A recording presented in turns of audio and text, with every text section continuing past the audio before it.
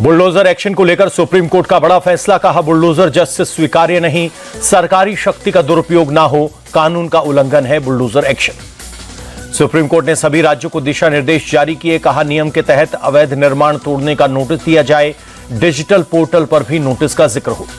Supreme court ने कहा, कार्रवाई से पहले पक्ष सुनना जरूरी, लोगों को अवैध निर्माण हटाने का मौका दें, बिना कारण बताओ नोटिस के कोई तोड़फोड़ ना हो। बुलडोजर एक्शन पर सुप्रीम कोर्ट के फैसले पर अखिलेश का बयान, अब किसी गरीब का नहीं टूटेगा घर, आज से बुलडोजर गैराज में खड़ा होगा। सुप्रीम कोर्ट के फैसले पर मायावती का ट्वीट, लिखा, उम्मीद है बुलडोजर का छाया आतंक अब खत्म होगा, सरकारें जनहित और जन कल्याण का सुचारू रूप से प्रबंधन करेंगी। बुलडोजर एक्शन पर सुप्रीम कोर्ट के फैसले पर बोले सपा नेता अबू आजमी, हम कोर्ट के फैसले का स्वागत करते हैं, गलत कार्रवाई करने वाले अधिकारियों पर सख्त कार्रवाई हो।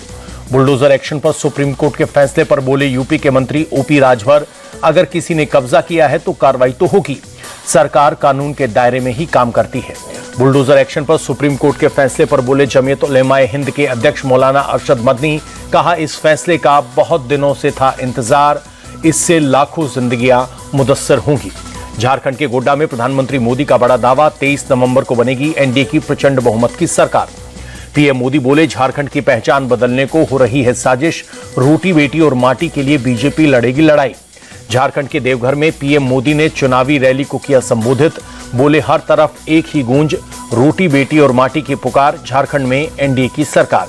झारखंड में विधानसभा चुनाव से पहले चरण का मतदान, राज्य की 81 सीटों में से 43 सीटों पर हुई वोटिंग।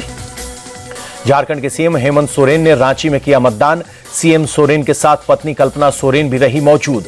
सरायकेला से बीजेपी प्रत्याशी और झारखंड के पूर्व सीएम चंपई सोरेन ने डाला वोट, गोगी दीदी योजना को काफी लाभदायक बताया। महाराष्ट्र के धुले में अमित शाह ने रैली की, बोले, महायुति का मतलब विकास, महाविकास अघाड़ी यानी विनाश।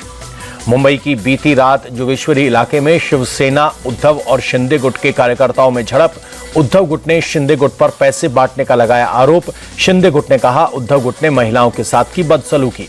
उद्धव ठाकरे की बैग की चेकिंग के बाद सियासत तेज, बीजेपी ने फडणवीस के बैग की चेकिंग का वीडियो किया जारी। कहा, कोल्हापुर एयरपोर्ट पर 5 नवंबर को फडणवीस के बैग की चेकिंग हुई। महाराष्ट्र के डिप्टी सीएम अजित पवार के बैग की हुई चेकिंग, पवार ने ट्वीट कर दी जानकारी। कहा, चुनाव आयोग के अधिकारियों ने नियम के तहत मेरे बैग की तलाशी ली। दिल्ली की स्पेशल सेल की टीम ने वांटेड शूटर मोगली को किया गिरफ्तार। मोगली ने नांगलोई और अलीपुर में व्यापारियों के ठिकाने पर की थी फायरिंग। गोगी गैंग के साथ कनेक्शन में था वांटेड मोगली। पुलिस ने बदमाशों के पास से हथियार बरामद किए। दिल्ली के कई हिस्सों में बहुत खराब श्रेणी में पहुंचा air quality index, signature belt इलाके में दिखी धुंध की सफेद चादर। दिल्ली के आनंद विहार इलाके में बढ़ा प्रदूषण, आसमान में छाई धुंध, लोगों को सांस लेने में हो रही है तकलीफ, विजिबिलिटी भी हुई कम।